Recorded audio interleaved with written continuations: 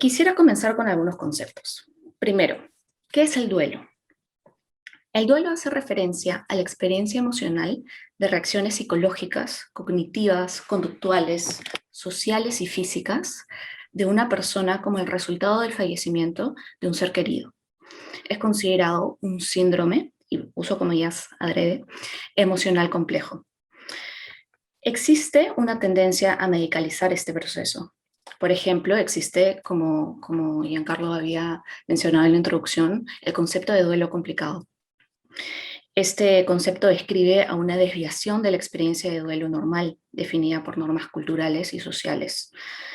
El luto, por otro lado, describe acciones y formas de expresión del duelo que están formadas por prácticas sociales y culturales, expectativas sociales que sirven de lineamientos para saber qué comportamientos son los aceptables.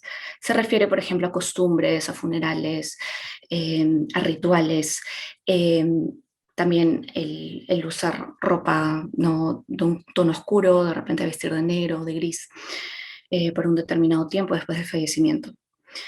El trabajo de duelo, otro concepto, hace referencia al proceso emocional y cognitivo de confrontar la realidad de la pérdida, al atravesar eventos que rodean la muerte, centrándose, por ejemplo, en memorias y trabajando en el desprendimiento de la persona fallecida. Hay críticas y cuestionamientos que surgen frente a este concepto de trabajo de duelo, como un proceso lineal que tiene un inicio y tiene un fin. Es probable que a algunos de ustedes se les haga familiar el concepto o el modelo DAPDA, por las siglas en inglés, de Kubler y Ross, que básicamente divide el duelo en 5 etapas, todas en orden, pasando de una a otra, ¿no? Teniendo entonces primero negación, enojo o ira, negociación, depresión y aceptación. Sin embargo, no hay evidencia empírica que sustente que las personas que sufren de alguna pérdida atraviesen estas etapas o que alguna de ellas tenga alguna relación con la adaptación después del fallecimiento de un ser querido. Es más, algunas personas reportan que esta visión puede ser hasta nociva, pues sé de casos de personas que se preocupan mucho porque de repente no han pasado por alguna de estas etapas o de repente experimentan alguna pero en desorden y por ahí que hubo primero depresión y después negación. Eh, y bueno, eh, puede que esta mirada muy lineal en donde hay niveles sea más dañina que otra cosa. Eh, Más que lineal, es posible que el trabajo de duelo sea más bien un proceso y fenómeno ondulatorio, que viene como en olas, en lugar de un trabajo que tiene un fin y una meta claramente delineadas. Quiero hacer énfasis en el duelo como trabajo, porque este es un concepto al que regresaremos un poco más adelante, el cual está íntimamente relacionado con los rituales. Stroop y Schut, que son investigadores acerca del duelo, intentan reflejar justamente este proceso con un modelo de procesamiento dual. Les quiero compartir este modelo.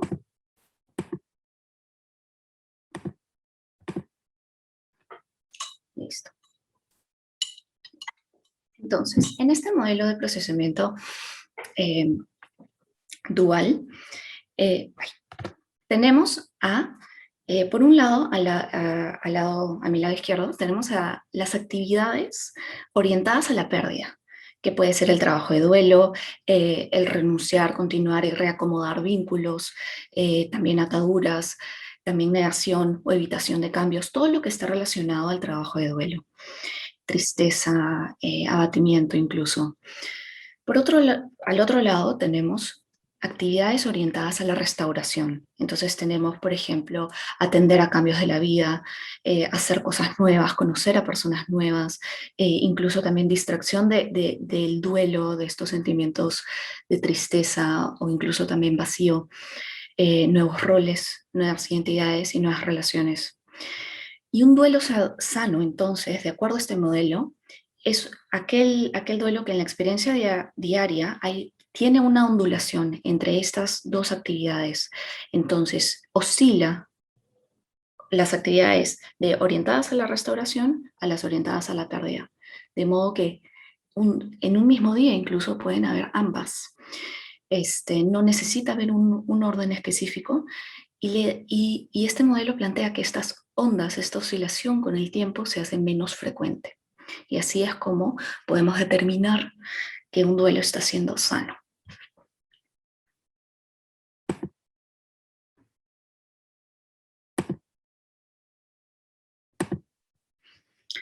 Regresando al duelo complicado, los elementos que han sido propuestos para describirlo y para determinar qué componen realmente un duelo complicado son cuatro. Primero están la integración insuficiente del conocimiento autobiográfico, las creencias negativas de uno mismo, del mundo y del futuro, además de interpretaciones catastróficas acerca de lo que la persona está experimentando en el duelo, evitación ansiosa, es decir, la evitación que puede ser cognitiva, puede ser conductual, y en muchos casos es muy evidente eh, en donde la persona evita cualquier cosa que recuerde la pérdida. Puede ser lugares, pueden ser ambientes, pueden ser objetos. Hay personas que, por ejemplo, no quieren entrar al cuarto, a la habitación de la persona fallecida. Y en cuarto lugar tenemos a la evitación depresiva, en donde la persona evita actividades sociales, evita el trabajo, actividades recreacionales y bueno, también hay aislamiento social. Los tratamientos basados en la terapia cognitiva conductual para el duelo complicado normalmente consisten en crear una narrativa autobiográfica coherente y significativa acerca de la pérdida, cuestionando, por ejemplo, creencias negativas e interpretaciones catastróficas a través de la reestructuración cognitiva. De esta manera se busca que gradualmente la persona confronte aspectos evitados de la pérdida, como por ejemplo los objetos o lugares, lo que mencionaba hace un rato, memorias. Esto se hace a través de técnicas de exposición o también ayudando a plantear nuevas metas para la vida e iniciar nuevas actividades significativas para la persona, reestructurar, básicamente reconstruir la vida. Sin embargo, se ha visto que este tipo de intervenciones no son muy efectivas. Incluso los mejores tratamientos solo logran efectos clínicamente significativos en el duelo complicado de la mitad para abajo de las personas que han participado en estos estudios. Entonces, de acá se desprende una pregunta muy importante, que ¿es posible evaluar qué tan saludable y apropiado es el proceso de duelo y lo que las personas piensan, sienten, dicen o hacen sin entender qué es lo sano y qué es lo apropiado en su cultura? Y además también sin tener en cuenta las circunstancias y contextos. Tengamos en cuenta que toda la teoría que acabo de compartir con ustedes se basa mucho en datos de Occidente, principalmente Estados Unidos, Canadá, Europa y Australia. De hecho, el mundo académico se basa mucho en ese contexto, ¿no? Nuestra capacidad para el duelo se basa muchísimo en las relaciones con otras personas. Eso es lo que sabemos en términos generales.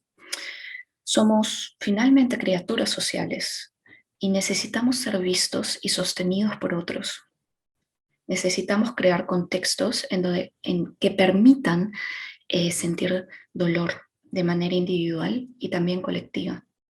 Esto resulta clave para nuestro bienestar. Y esto es algo que la pandemia actual dificulta muchísimo, siendo también por la pandemia que más personas necesitamos de este contexto y conexión que sostienen. Es por esto, por lo que el duelo está siendo el día de hoy muy difícil. Sin embargo, el duelo es una de las experiencias más humanizadoras que una persona, que nosotros podemos tener. Muchos de nosotros no nos permitimos sentir y aprender del duelo. Hay mucho rechazo hacia la muerte, ya sea la muerte de un ser querido o la propia. La muerte genera miedo, genera dolor. Ahorita está recluida un poco hacia, está muy de cerca, pero igual de cerca en frecuencia, pero no de cerca realmente emocionalmente quizás. El temor a la propia muerte desde un punto de vista evolutivo también tiene mucho sentido.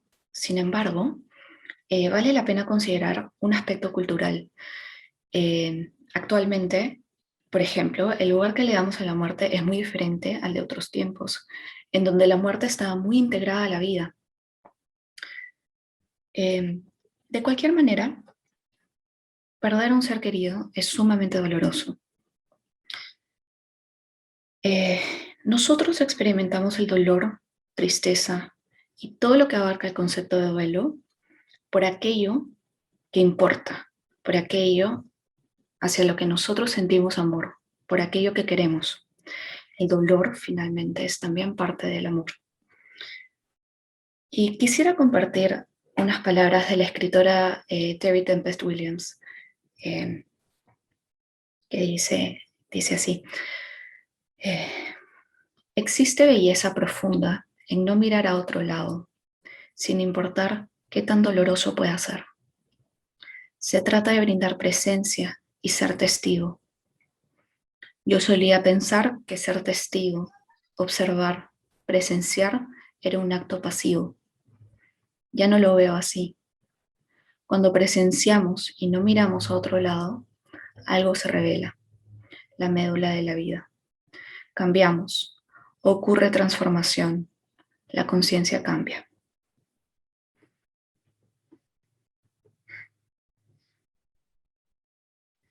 Los rituales ayudan a esto mismo, a mirar, a ser testigo y sostener con presencia lo que sea que esté ocurriendo en el momento. Los rituales y las rutinas delinean el tiempo y el espacio, creando un ritmo que aterriza y sirve como base una estructura predecible que ofrece un efecto tranquilizador, reafirmador y estabilizador. Cuando incorporamos la conciencia plena a las rutinas, entonces se convierten en rituales. Con conciencia plena me refiero, bueno, tiene diferentes elementos, el mindfulness, como es el término en inglés, eh, los elementos que abarca este concepto y este modo de ser son la confianza, eh, incluso cuando algo está fuera de nuestro control, la ausencia de juicio, la ausencia de destino, una meta, objetivo específicos, en donde puedo hacer un check y continuar con lo siguiente, el dejar ir, la aceptación, la paciencia, la ausencia de reactividad, la observación, la descripción y el actuar con conciencia. Y en este momento a mí me gustaría que podamos hacer un pequeño ejercicio de respiración consciente, de conciencia plena. Eh, los invito a todos a participar un momento.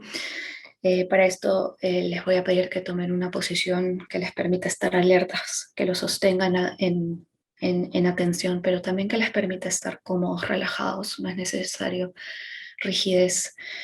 Y si quieren, si cada uno puede decidir cerrar los ojos, si prefieren mantenerlos abiertos, los pueden hacer fijos en algún punto.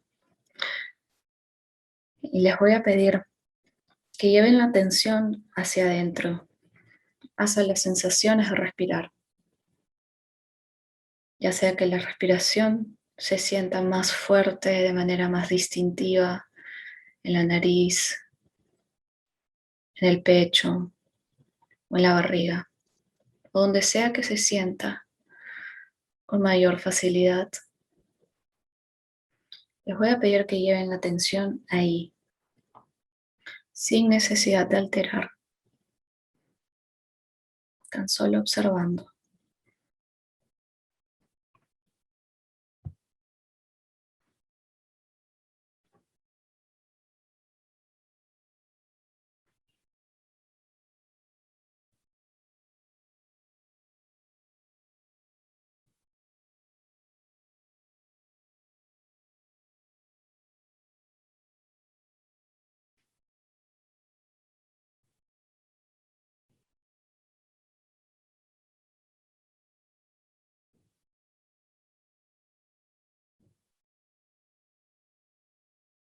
Si surgen pensamientos, como lo que sea que digan, no es ningún problema.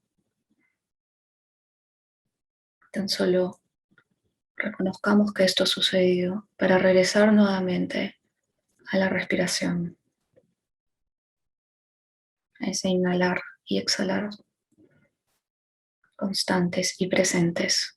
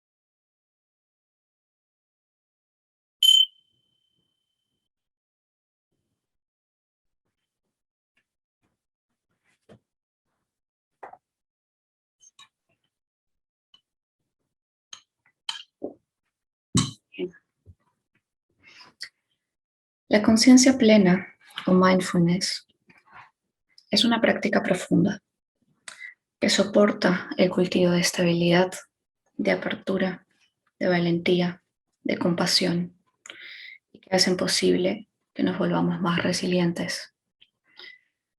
Se trata de llevar la atención a todas las experiencias del momento presente sin juzgarlas ni controlarlas. La idea es observar con curiosidad y apertura aquello que surge.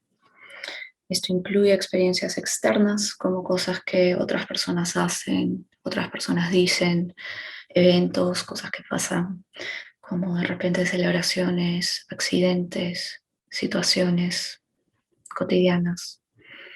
Y también experiencias internas, como sensaciones del cuerpo, como la sensación de respirar, que ahorita acabamos de usar como ancla, emociones y pensamientos.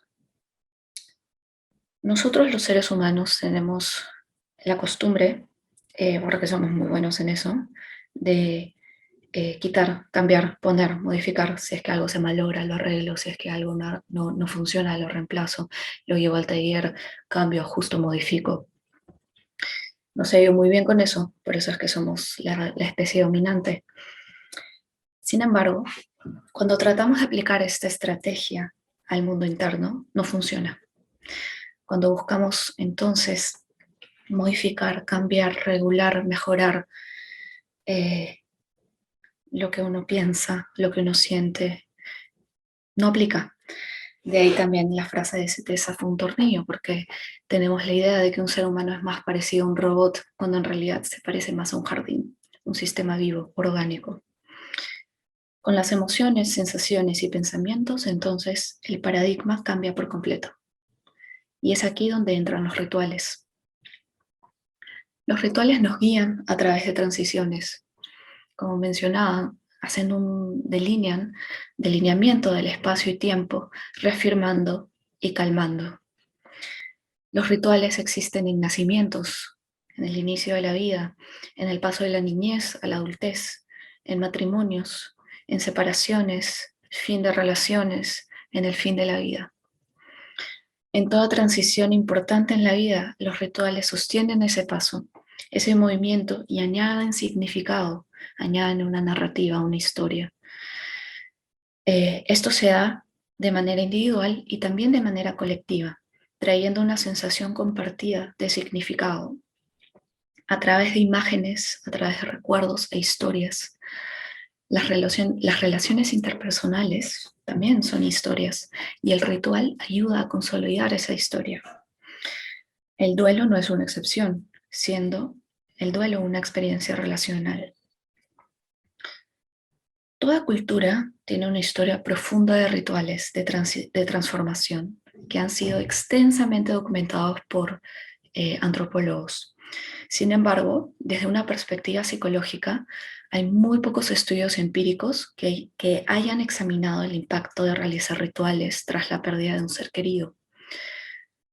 Muchas personas experimentan una mayor intensidad en sus emociones entre los 3 y 24 meses posteriores a la pérdida, lo cual es un tiempo considerable después del hecho mismo del fallecimiento, después del funeral o del velorio, del entierro, si es que es posible, ¿no? Y como mencionaba hace un rato, en el contexto de pandemia, ahora eso, incluso eso se hace o muy difícil o imposible. Y es en este periodo de 3 y 24 meses posteriores en donde el soporte social también suele disminuir y en donde los rituales vienen a ser de mucha ayuda. Rituales como funerales invitan a la expresión de emociones que son culturalmente aceptadas, derivadas de la pérdida de un ser querido. Marcan también la transición en la que la irreversibilidad de la muerte es procesada y también compartida con el resto de personas, con el resto de la comunidad. En simultáneo ofrecen también, de acuerdo a las pocas investigaciones, un punto de partida para la recuperación y la renovación de la persona. Romanoff y Terencio describen cómo los rituales, por ejemplo, pueden ser vehículos para procesos de transformación, de transición y de continuidad, procesos que forman las bases del ajuste y de la recuperación que se siguen de la pérdida de un ser querido. Existen diferentes elementos que subyacen el beneficio de los rituales en el ajuste, para sostener el ajuste. Y nuevamente quisiera compartirles unos cuantos estudios al respecto. La evidencia sugiere que los rituales entonces pueden fomentar la externalización y expresión de las emociones, en donde es perfectamente no solo aceptable, sino esperable que las emociones que vengan después de la pérdida y de acuerdo a las circunstancias de la pérdida sean aceptadas por las personas que rodean, ¿no? a las personas afectadas, todos en comunidad. Pueden ayudar a también mantener un vínculo significativo con la persona fallecida. También sostienen y contribuyen a que la persona obtenga algún tipo de control sobre los cambios y la incertidumbre propias después de la pérdida, al menos obtener una sensación de control. En un estudio por Bolton y Camp del 87, vieron a un grupo de 50 personas en Estados Unidos que habían perdido a su pareja. Estudiaron entonces, este fue un estudio longitudinal, y reportaron que estas personas encontraron una relación moderada entre ciertos rituales que habían realizado después del funeral y aspectos del ajuste. Estos rituales, por ejemplo, consistían en ordenar objetos personales, en de repente remodelar el espacio o de repente cambiar de espacio. Cosas que, digamos, son necesarias, pero que también se pueden ritualizar si es que se agrega el elemento de conciencia plena.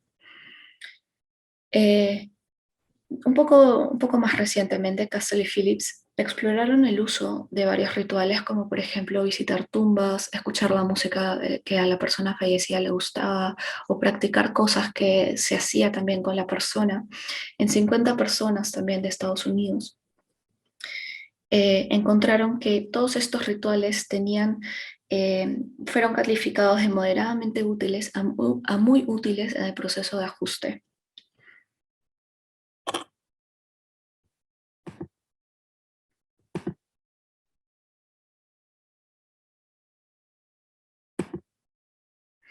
Entonces, Aparentemente, las personas no solo responden de manera positiva frente a las experiencias emocionales en los primeros meses después de la pérdida, sino que también recuerdan al ritual como con pensamientos positivos, incluso después de años.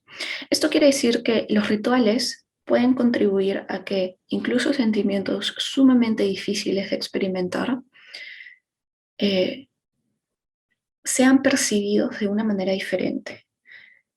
No va a cambiar el dolor no va a disminuir, pero la relación con ese dolor quizás se cambia a través de los rituales.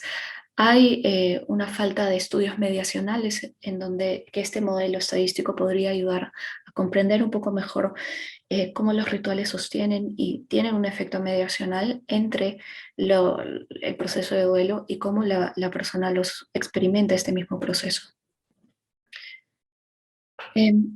Castell y Phillips argumentan que realizar rituales que rodeen a la pérdida de un ser querido es principalmente beneficioso para evaluar las prioridades de la vida, para aceptar la pérdida y sentir mayor control sobre el duelo.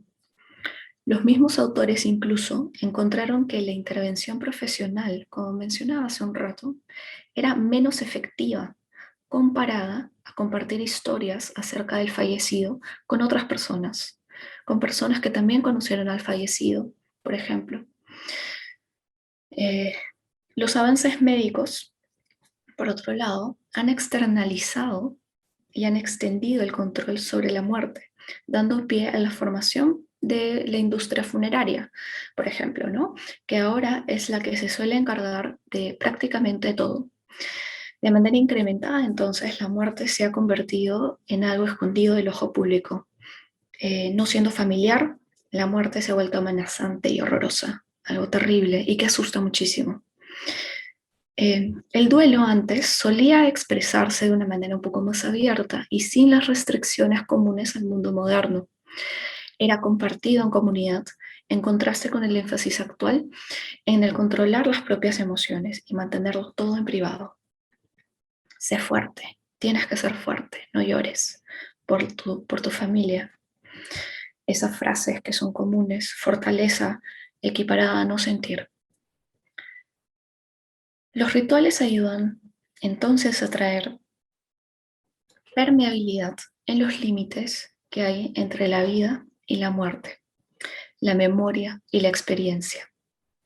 Gracias a los rituales, los fallecidos parecen estar menos lejos y menos olvidados. La muerte misma también se vuelve más natural y más familiar, más parte de la vida, sin dejar de ser dolorosa. Sonará extraño, por ejemplo, pensar en cuidar al cuerpo del ser querido después del fallecimiento. Atender al cuerpo es algo que muchos de nosotros ni siquiera consideramos como opción.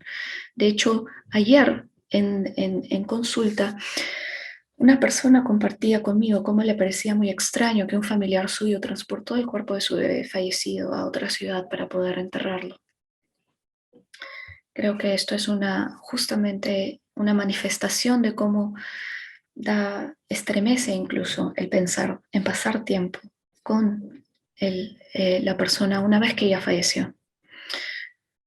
Hay prácticas que buscan traer este proceso de vuelta, los llamados funerales en casa, en donde las personas se encargan del funeral y no lo tercerizan, no contratan a un servicio, o al menos no todo, ¿no? Entonces, prácticas como atender al cuerpo, prácticas como cavar una tumba, nos involucran físicamente y sostienen emocionalmente. Por más que pueda sonar muy extraño, muy ajeno, muy raro, la presencia que este cuidado involucra cultiva resiliencia y crea una nueva relación, tiene el potencial de crear una nueva relación con la persona fallecida.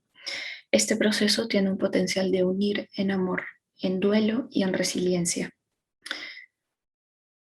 Algo que puede, puede ayudar mucho a pasar más tiempo con el fallecido, por más que actualmente podamos sentir mucho miedo, justamente por esta desconexión.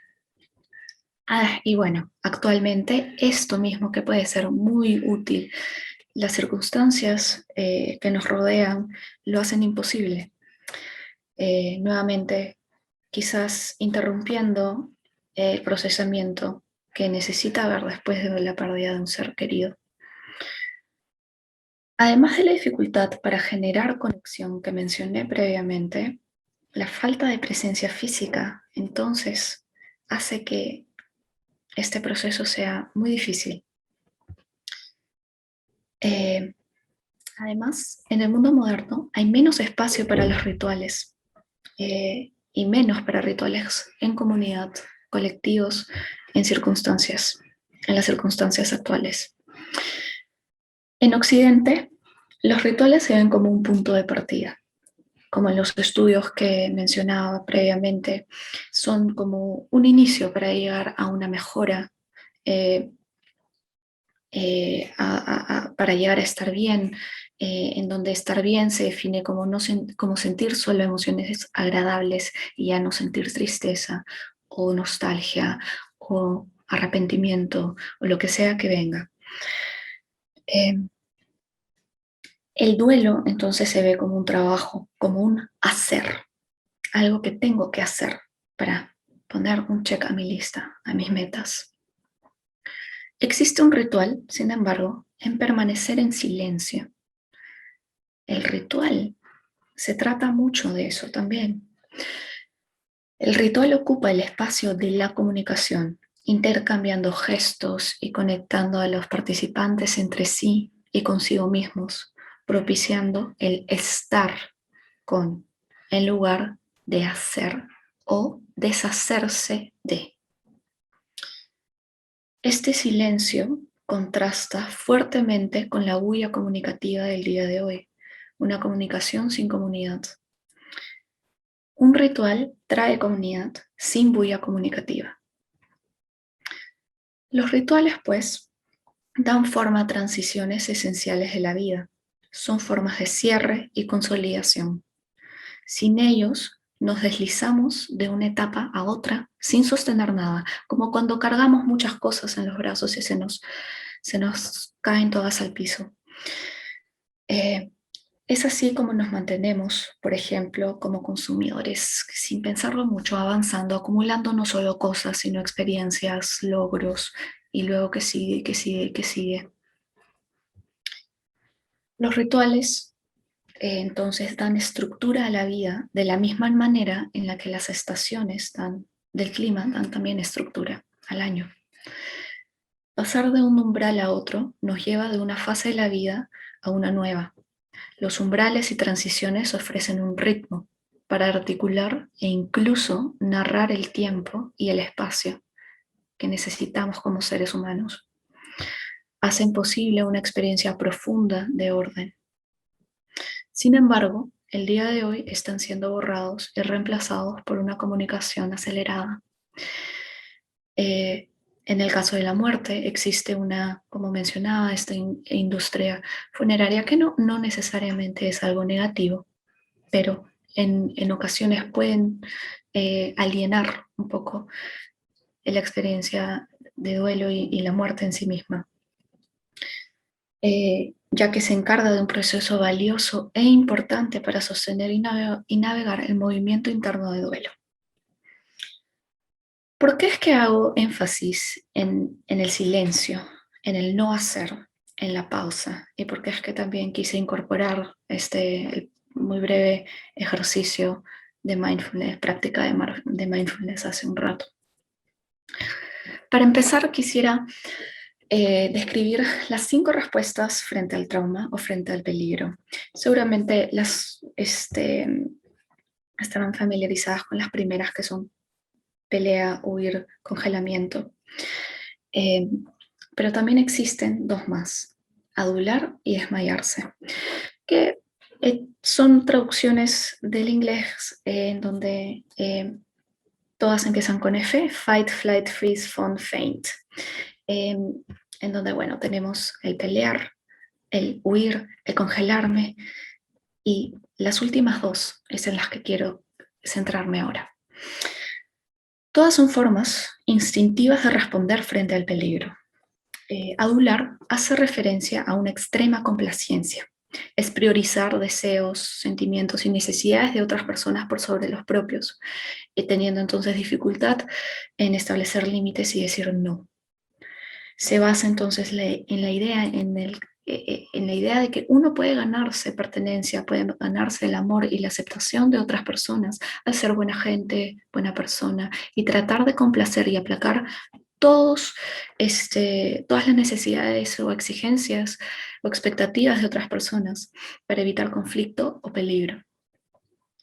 El desmayarse, en sentido figurado, involucra disminución, simular que uno es menos, de modo que eh, no pueda ser herido u ofender a alguien, buscar no llamar la atención negativa de ninguna forma, pues si es que alguien no me ve, no me puede herir. ¿Qué pasa cuando estas estrategias de sobrevivencia dejan de funcionar y se vuelven más nocivas que protectoras? ¿Qué pasa si es que alguien se vuelve tan bueno en complacer y en esconderse que desaparece y no es visto por otras personas? Incluso puede suceder esto ante la pérdida de un ser querido, aplicar estas estrategias de complacer a todas las personas que están alrededor para aplacar su sufrimiento, como sea que sea, sin prestar atención a cómo está la propia persona. Y entonces lleva a que su propio duelo y a su propio dolor no sea notado y no sea escuchado. Una de las formas más poderosas en las que podemos procesar el duelo es al expresarlo, al compartirlo, al que sea visto, al que sea presenciado por otros y por uno mismo también. Visto por un público, por supuesto, cuidadoso, empático y no prejuicioso. Los seres humanos necesitamos y merecemos ser vistos y escuchados por otros. Sostener todo de manera individual y en soledad puede ser abrumador y puede resultar en enfermedades físicas como depresión, ansiedad, con una conducta impulsiva, un burnout también. Y para eso necesitamos entonces el apoyo de las personas a nuestro alrededor. Los eventos por sí mismos no crean comunidades, pero los rituales sí. Entonces, como mencionaba, el escuchar en silencio une a personas y crea comunidad, pues estamos unidos solo en silencio. La palabra une, pero aquellos que están unidos permanecen callados. Una de las grandes patologías actual es la erosión de esta comunidad, parte de la vida moderna y potenciada por la pandemia también. La complacencia al punto de que un individuo se desconecta de sus propias emociones, de sus propias sensaciones y necesidades, desconecta también del resto. Y lo que más se necesita en tiempos como ese y en tiempos de duelo es conexión. La respuesta frente al trauma puede llevarnos también a hacer más, a producir más, a estar en mi modo hacer, a estar en una continua carrera que no tiene fin.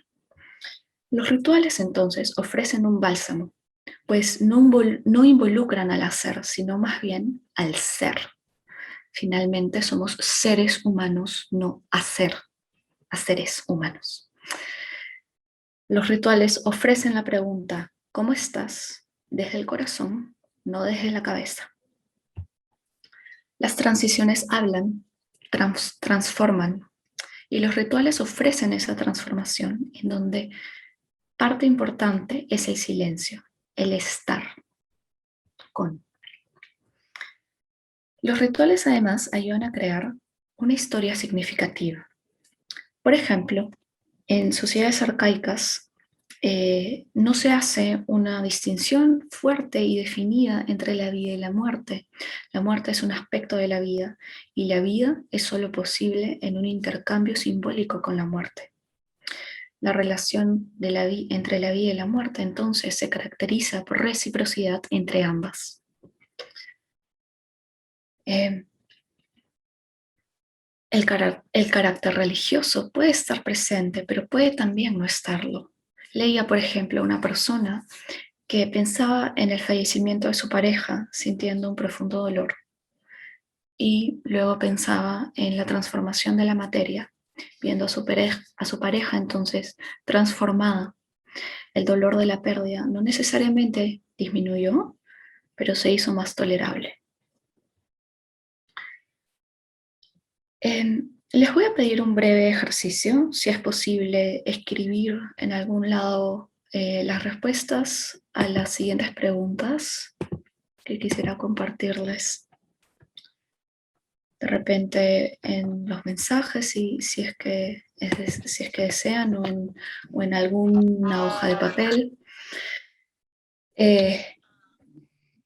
Las preguntas son: ¿cuáles son los miedos que surgen ante una pérdida o al pensar en aquellos que hemos perdido? ¿Surge culpa ante una pérdida o al pensar en personas que hemos perdido en el pasado? ¿Qué otros sentimientos difíciles surgen en torno al duelo o a una pérdida? Por ejemplo, dolor, rabia, ansiedad, tristeza, frustración, etc. Quizás un entumecimiento, un adormecimiento. Les voy a dar unos momentos para de repente pensar las respuestas a estas preguntas.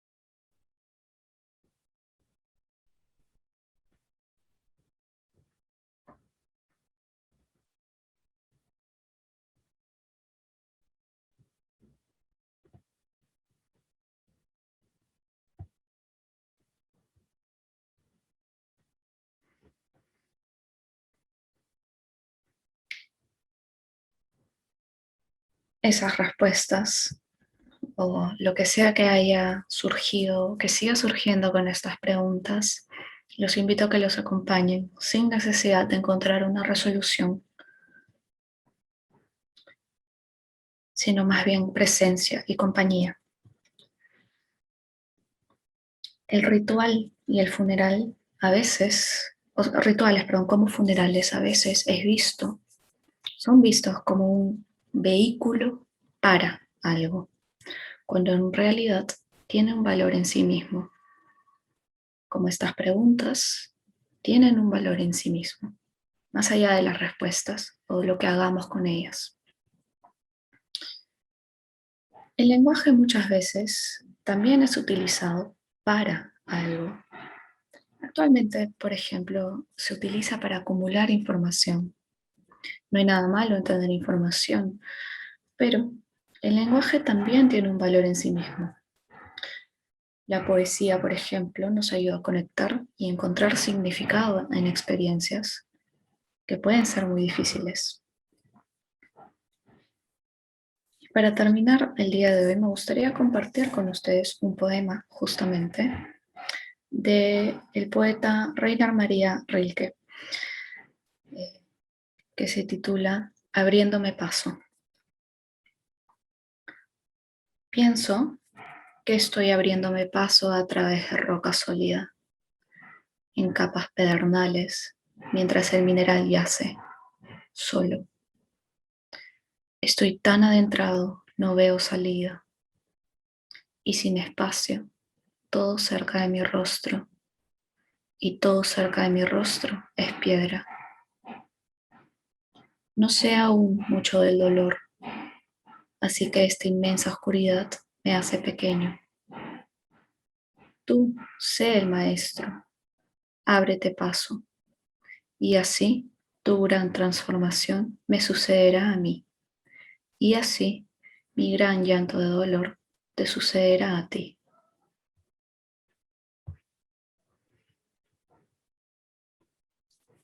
Muchas gracias por su atención y por su presencia el, el día de hoy al acompañarme en la visita, esta visita a los rituales.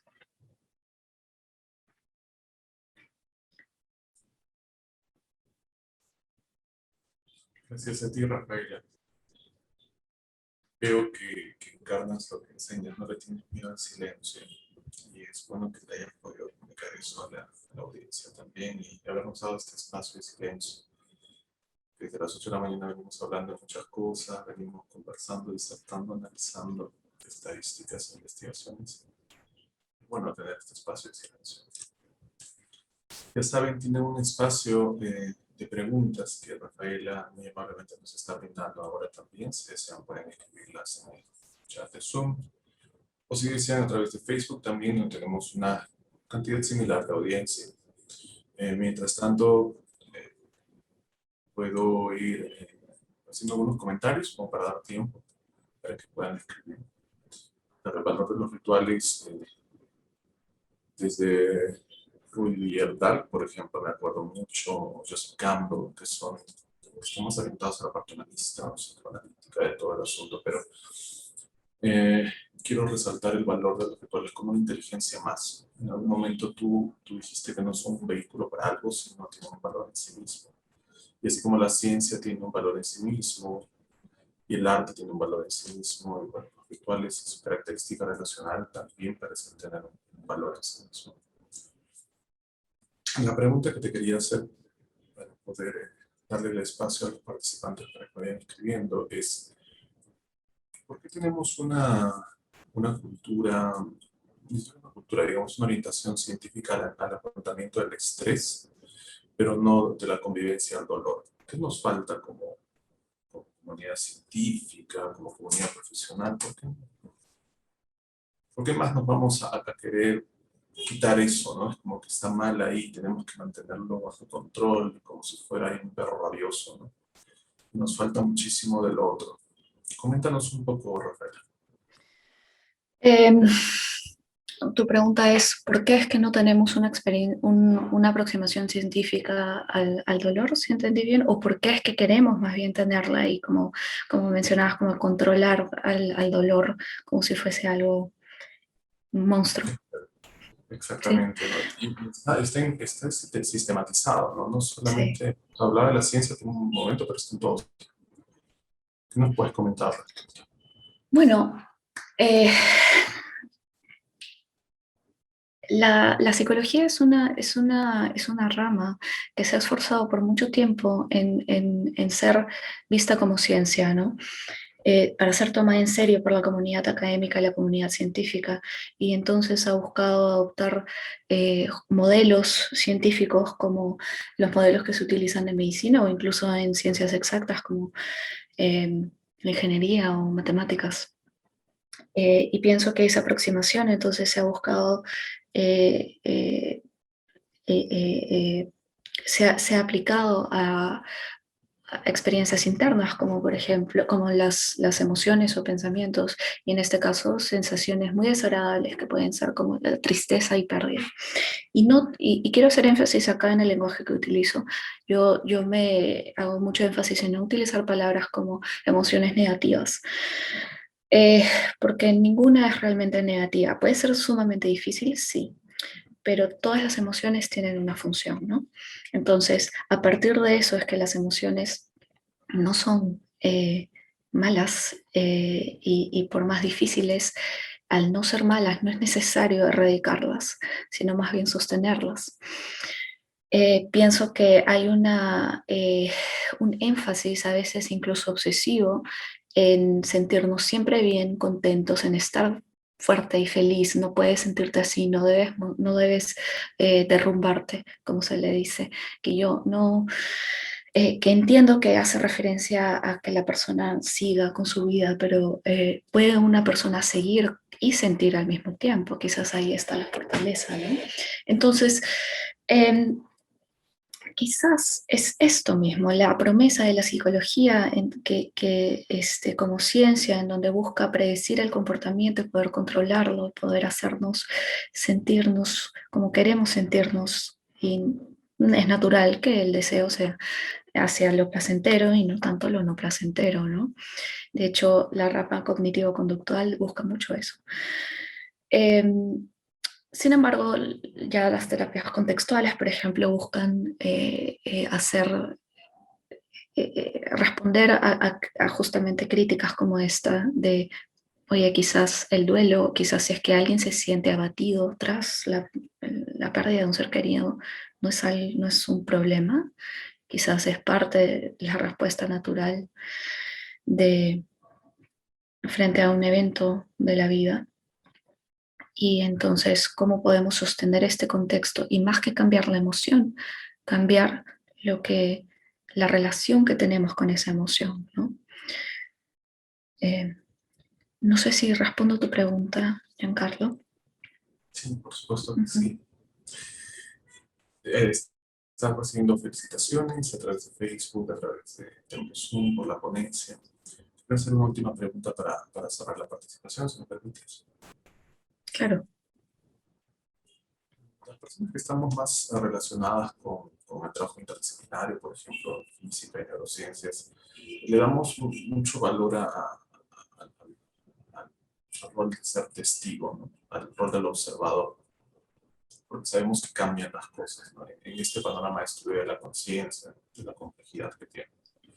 En psicología todavía nos cuesta un poco eh, instrumentalizarlo, es inclusive poder explicarlo a los usuarios y explicarlo inclusive entre nosotros mismos, entre los mismos profesionales. ¿Por qué es tan importante ser testigo? ¿Por qué es tan importante contemplar, observar las cosas? Sí, muy importante la pregunta de Giancarlo. La observación, el ser testigo, observar, eh, como mencionaba en las palabras de esta escritora, no es un acto pasivo y de dejar ir. Es pasivo, tiene un componente de no controlar o no querer modificar lo que sea que esté enfrente, pero la presencia sostiene, la presencia transforma y la presencia hace lo que las palabras no pueden hacer, lo que las soluciones tampoco, lo que los pasos, lo que eh, las tareas no pueden hacer. La presencia permite ser y el ser con la experiencia difícil la transforma.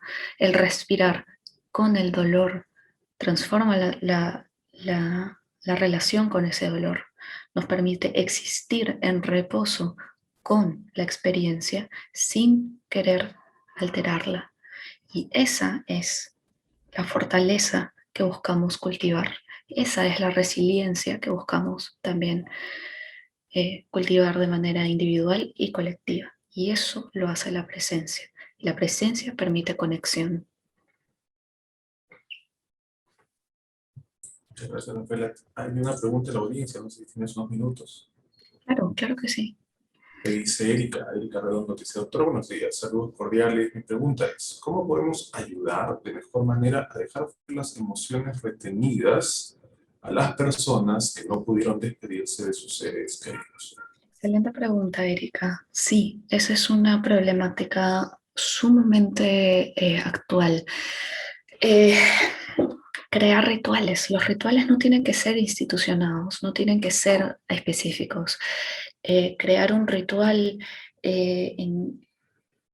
dentro de lo que es posible, como fotografías, objetos eh, de la persona, ordenar, reubicar, generar de repente momentos en familia en donde se, por ejemplo, se recuerde a la persona alguna comida, alrededor de la comida que a la persona le gustaba, por ejemplo. En cuanto sea posible, visitar el lugar si es que la persona ha sido enterrada o si es que, o tener contacto con los restos, si es que hay restos o lugares que a la persona le gustaba o solía visitar. Por ejemplo, en algunas comunidades en Corea, un ritual es pasear el cuerpo de la persona fallecida a los lugares en los que la persona solía ir. Y por supuesto que eso no es posible en estos momentos, pero una posibilidad de formar un ritual es, por ejemplo, en la medida de lo posible, visitar lugares a los que la persona solía ir para encontrar en esos actos que no tienen que ser algo, no tiene que ser algo extraordinario, actos de la vida real, de la vida cotidiana, que involucran mucha presencia y conciencia, permitiendo que surja lo que surja. Si es que hay incluso adormecimiento, también permitirlo, conectar con ese adormecimiento y permitir que lo que surja sea observado y pueda ser, podamos eh, ser testigos de nuestra propia experiencia.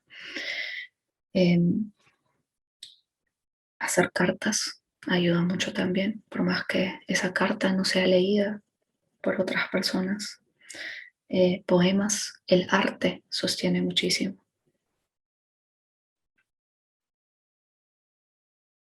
Excelente, Rafaela. Muchísimas gracias. Tienes también comentarios de felicitaciones en Facebook. eh, Luis Jiménez te da las gracias. Son muchas cosas que se aprende, dice, tal vez tenga que ver un poco con el carácter de una persona para sobrellevar una pérdida. Beca Ruiz también, resalta el sentido de lo comunitario, que somos seres relacionales. Y bueno, aquí te da gracias, Erika, por la respuesta ahí. Yo también te doy Gracias. gracias, Rafael. Ha sido una muy bonita conversación. Gracias. Solamente conversamos de trabajo por teléfono, pero ahora estamos conversando pero de cosas diferentes. Se trata de una parte del libro de la empresa. Tú diriges un curso orientado a crianza también, que se ha implementado, que se está implementando para personas que quieran especializarse, quieran investigar o también quieran elaborar un trabajo científico, una tesis de repente, con todo el sistema que nosotros tenemos. Rafaela, muchísimas gracias por este espacio. Me das un buen pie porque ahora vamos a hablar sobre Francisco Varela, vamos con el tributo de Mana Life y has bajado como que todas las revoluciones intelectuales precisamente para hablar de él. Así que te agradezco muchísimo, Rafaela, por esto. En verdad, te agradezco mucho. Gracias. Muchas gracias a ti, Giancarlo, por la invitación. Gracias a todos por su atención.